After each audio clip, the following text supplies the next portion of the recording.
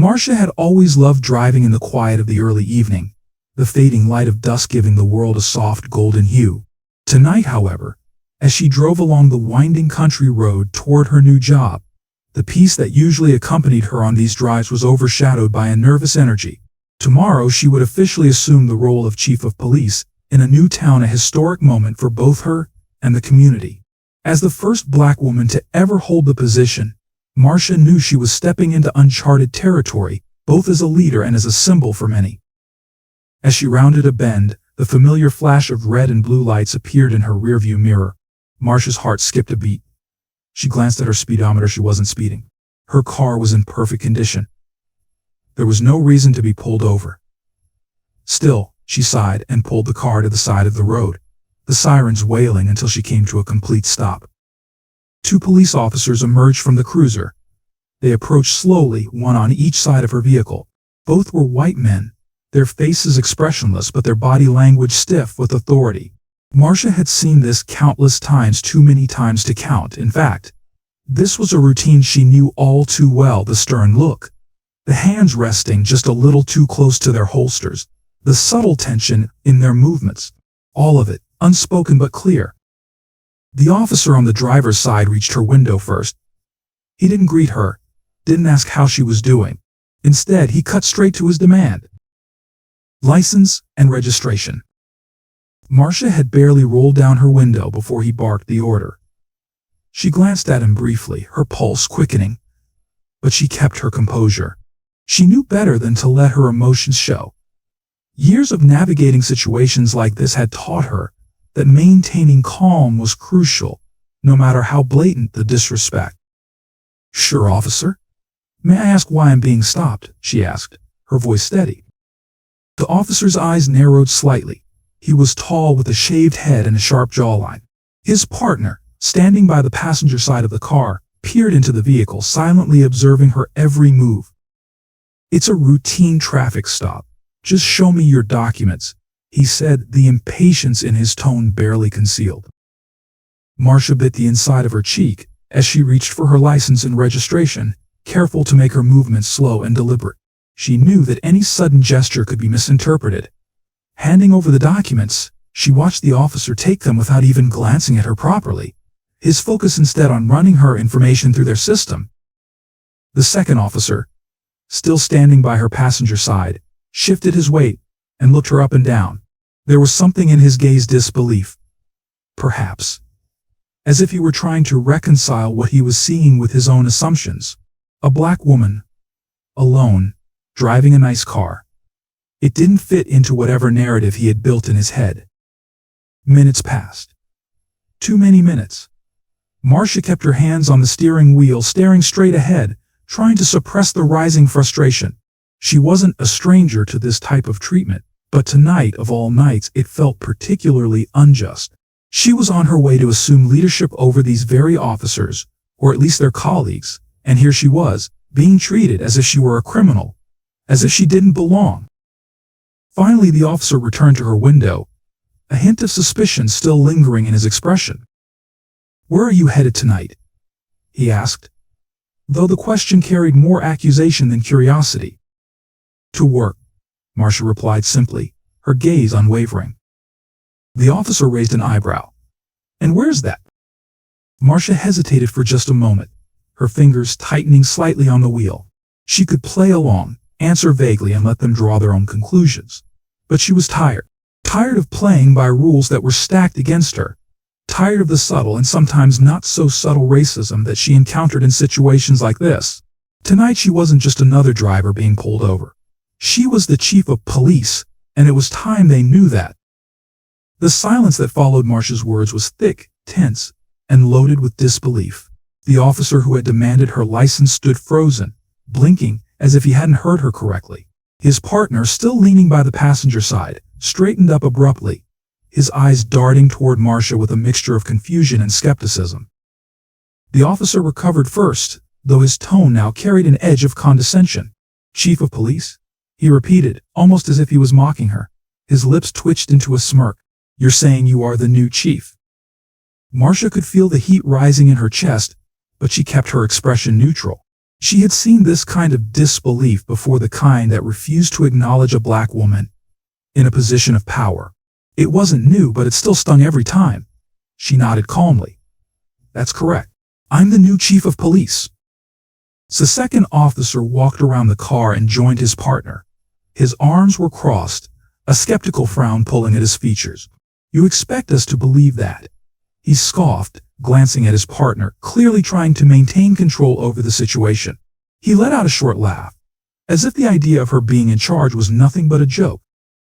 Marcia took a deep breath.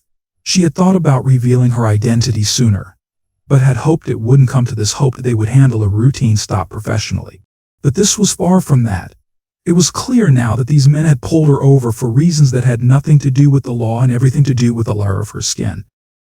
What I expect, Marcia began, her voice steady but firm, is that you conduct yourselves professionally, regardless of who you believe I am. But since there seems to be some confusion, allow me to clarify, I am your new boss. Her words were like a slap, cutting through the smugness that had been lingering on their faces. The officer holding her documents shifted uncomfortably, his bravado faltering for the first time. He glanced down at her license as if hoping it would offer him some kind of explanation or loophole out of this. And if you run my information, Marcia added, nodding toward the police car where their computer system was waiting, you'll see everything you need to know. For a moment, neither officer moved. They just stood there, tension thick in the air. The second officer finally turned on his heel and stalked back to their cruiser, muttering something under his breath. His partner stayed behind, his face caught between anger and uncertainty. He still hadn't handed back her documents, as if holding onto them gave him some semblance of control over the situation. Minutes dragged on. Marcia could see the second officer in the police car, typing on the computer, his face growing tighter with each passing second. It was clear that whatever he was seeing on the screen was confirming exactly what she had told them. Finally he returned, his face pale under the harsh glare of the cruiser's lights. His eyes avoided Marcia's, and there was no trace of the smirk that had been there just moments ago. He leaned toward his partner, whispering something quickly. The officer with her documents stiffened, his mouth tightening into a thin line. He turned back to Marcia, his demeanor now a mess of uncertainty and regret. Mom, he stammered, clearly unsure of how to backpedal from the situation. His partner looked just as uncomfortable, shifting his weight from foot to foot, his hands fumbling at his sides. Marcia could see the panic in their eyes. They had realized too late who they were dealing with, and now they were scrambling for an excuse, anything to justify their behavior. But she wasn't going to make it easy for them. She wasn't going to let this moment pass without holding them accountable. Is there a problem? Marcia asked, her voice deceptively calm as she leaned slightly out of her window, meeting their eyes head-on. No, Chief. We were just, performing a routine check, the first officer muttered, fumbling as he handed her back the license and registration with hands that now shook slightly. There was no offense meant. No offense? Marcia raised an eyebrow. You pulled me over for no reason, kept me waiting far longer than necessary, and questioned my authority. This was not a routine stop. It was harassment. The officers exchanged nervous glances. They were trapped, and they knew it. The second officer cleared his throat awkwardly. We didn't know, ma'am. We didn't realize. And that's the problem, Marcia interrupted, her voice cold now, cutting through their excuses. You saw me, a black woman driving a nice car, and you assumed I didn't belong. You thought I was someone you could intimidate or control. You were wrong. But this situation is about much more than just me. This is about how you conduct yourselves when you think no one is watching. Both officers stood in stunned silence, the weight of her words sinking in. The authority and dignity with which Marcia carried herself made it impossible for them to respond with anything other than quiet shame. Now, Marcia continued, her voice firm but laced with restrained fury, I will be seeing both of you in my office first thing tomorrow morning. We will have a very serious conversation about what has transpired here tonight, and I promise you this behavior will not go unchecked. With that, she rolled up her window, her heart pounding with a mix of anger and satisfaction. As she drove away, the two officers remained standing by the side of the road, their figures small and defeated in the rearview mirror. They knew, just as Marcia did, that the next time they saw her, their entire careers might be on the line. The next morning, the tension in the police station was palpable. Word had spread quickly among the officers after the incident the night before, and now everyone was on edge, waiting to see how the new chief would handle it. The two officers, Patrolman Davis and Collins, stood awkwardly by the entrance to Marcia's office, their faces pale, their shoulders tense. They had already been called in for a meeting, and both knew it was going to be anything but easy. Inside her office, Marcia sat at her desk, reviewing reports with a calm expression, but beneath that calm she was simmering. Last night's events played on repeat in her mind. This was exactly the kind of behavior she had hoped to change by accepting the role of chief of police. She had worked too hard for too long to see the same toxic culture persist under her watch. She was done with the complacency, done with the excuses. Her assistant knocked lightly on the door. "Chief Marcia, Officers Davis and Collins are here to see you." "Send them in," Marcia replied, her voice steady. The two officers entered, their posture stiff and their faces lined with a mixture of regret and apprehension. They both knew they had overstepped, and now they had no choice but to face the consequences. Marcia gestured toward the two chairs in front of her desk. "Sit," she said, her voice firm but not raised. They obeyed, sitting down slowly, hands resting nervously in their laps. Neither spoke. But Marcia allowed the silence to stretch for a moment, before she finally looked up from her papers and met their eyes. "Do you understand why you're here?" she asked, her gaze steady. Davis, the more senior of the two, cleared his throat. "Yes, ma'am, Chief," he stammered, still getting used to addressing her with the title he had previously doubted. We just want to say that we didn't mean any disrespect last night. We didn't realize." "Didn't realize what?" Marcia interrupted, leaning forward slightly. Her tone was measured, but the steel in her words was unmistakable.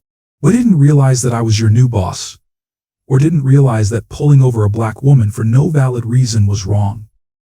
Collins, who had been silent up until now, shifted uncomfortably in his seat. "Chief, it wasn't about race. We were just doing our job. Routine traffic stop." "A routine stop," Marcia cut in, her eyes narrowing. "Routine stops don't take that long, Officer Collins. And routine stops don't involve intimidation, suspicion, and unnecessary delays when there's no evidence of wrongdoing. You saw me driving a car that you thought I shouldn't be driving, and you made assumptions. Assumptions based on my appearance." Both officers looked down, unable to meet her gaze. They knew she was right. Marcia leaned back in her chair, watching them for a moment before continuing. "This is what I want you to understand," she said, her voice softer but no less powerful. "Your actions last night weren't just about me. This is bigger than one incident. It's about the way you treat the people you swore to serve and protect. You saw me and made a judgment without knowing anything about me. And if you're doing that to me, a woman in a position of authority, I can only imagine what you're doing to the people in this community who don't have that power. People who don't have the ability to defend themselves the way I can." The weight of her words hung in the air, pressing down on the two officers. They had no rebuttal.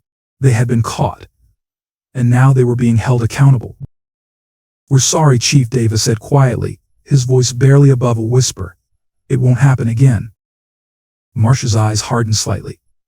"I'm not interested in apologies, Officer Davis. I'm interested in accountability. And this is not going to be swept under the rug. The fact that you even felt comfortable acting the way you did last night tells me that this isn't an isolated incident. This is a systemic problem, one that I am here to fix." Both men looked up, confusion crossing their faces. They hadn't expected her to be this direct, but Marcia wasn't done. "Starting today, there will be changes," she said, her tone sharp and final. "Effective immediately, there will be mandatory bias training for all officers. There will be regular evaluations of how you interact with the community, and I will personally oversee those evaluations. This department has a reputation, and it's not a good one. That changes now. And if any of you," she paused, looking both men in the eye, "think you can't work under these conditions, you're welcome to leave." The room went silent again. The message was clear. There would be no more excuses, no more room for prejudice to hide behind a badge. Marcia wasn't just there to fill a position. She was there to reform the very foundation of how policing was done in this town. "Do you understand?" Marcia asked, her voice a touch softer but still carrying the weight of authority. Both officers nodded quickly. "Yes, Chief," they said in unison. "Good. You're dismissed," Marcia said, waving them toward the door. They stood up and left quietly, their faces drained of any arrogance they had carried with them the night before. The atmosphere in the police station had shifted dramatically. The unspoken rules of the past were no longer valid under Marcia's leadership, and everyone in the building could feel it. Later that afternoon, Marcia called a department-wide meeting. Every officer in the building gathered in the briefing room, some curious, others anxious. The events of last night had spread like wildfire, and everyone was wondering what would happen next. Marcia stood at the front of the room, her posture tall and commanding. As the officers settled into their seats, she didn't waste time with pleasantries. "I called this meeting because I want to make something very clear," she began, her voice ringing out across the room. "This department will no longer tolerate any form of discrimination, bias, or abuse of power. I don't care how things were done before. That era is over." She looked out at the sea of faces in front of her, seeing a mix of reactions. Some officers were nodding, others were stone-faced, but Marcia wasn't there to appease anyone. She was there to lead. "We are here to serve the people of this town. All of them. Not just the ones who look like us or who fit into a certain mold. If you cannot commit to that mission, if you cannot treat every person with the respect and dignity they deserve, then this is not the place for you." The room was deathly quiet. No one dared to speak.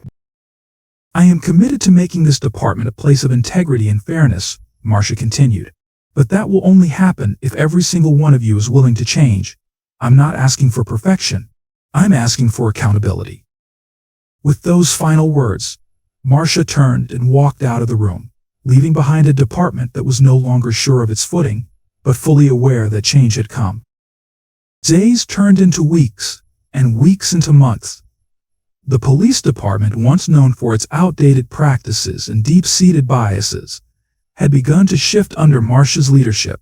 The officers, many of whom had initially resisted her changes, now found themselves working in a new environment, one where accountability, transparency, and respect were no longer just words in a mission statement, but were actively enforced. Marcia's incident with Officers Davis and Collins became more than just a story within the department. It spread throughout the community, then to neighboring towns, and soon the media caught wind of it. Articles appeared online, first in local news outlets, and then in national publications, hailing Marcia as a trailblazer, a symbol of change in a system long plagued by injustice. But Marcia wasn't interested in the attention. She hadn't taken the job to be in the spotlight. Her goal was simple: to make the community safer, and to ensure that every person, regardless of their race, gender, or background, could trust the people who were supposed to protect them. One afternoon, several months after the night she had been pulled over, Marcia received a letter in her office. It was from a woman in the community, a single mother who had lived in the town her whole life. In the letter, the woman described how, for years, she had feared the police, felt invisible, and worried constantly for her teenage son, who had already been harassed multiple times simply for walking through his own neighborhood. But since Marcia had become chief, things had changed. The police were more present, but not in the same threatening way they had been before. Officers were engaging with the community, asking how they could help, not assuming the worst. The letter ended with a simple line: "Thank you for giving us hope. We believe in the system again because of you." Marcia sat in her office, reading the letter over and over. It was the kind of validation that no headline or interview could provide. This was the reason she had fought for this position. The reason she endured the challenges and doubts. She knew the work was far from over, but moments like this reminded her that change, real change, was possible. That evening, Marcia decided to walk through the town. As she strolled past the local shops and quiet streets, she noticed people nodding in her direction, offering smiles. Some waved, and others stopped to say hello. Many of them, she recognized people she had seen at community meetings or during her outreach efforts. There was something different in their eyes now, a kind of trust that hadn't been there before. Marcia could feel it, the bond that was growing between the police and the people they served. As she continued walking, she passed a mural that hadn't been there the last time she'd come this way. It was painted on the side of an old brick building, vibrant colors bursting from the wall. The mural depicted a black woman standing tall, her hands resting on her hips, a police badge shining on her chest. The figure was strong, proud, and surrounded by symbols of justice: scales, olive branches, and rays of light. At the bottom of the mural, in bold letters, it read, "For Justice and Equality, Chief Marcia Brown." Marcia stopped, staring at the mural in awe. She hadn't asked for this, hadn't expected to become a symbol, but the sight of it filled her with a sense of deep pride and responsibility. She smiled, her heart full, knowing that this wasn't just a painting of her, it was a reflection of what the town had become, of the new path they were all walking together. The battle against racial bias and injustice was far from over, but for the first time, the town had hope. And so did Marcia. She had transformed more than a police department, she had helped transform a community.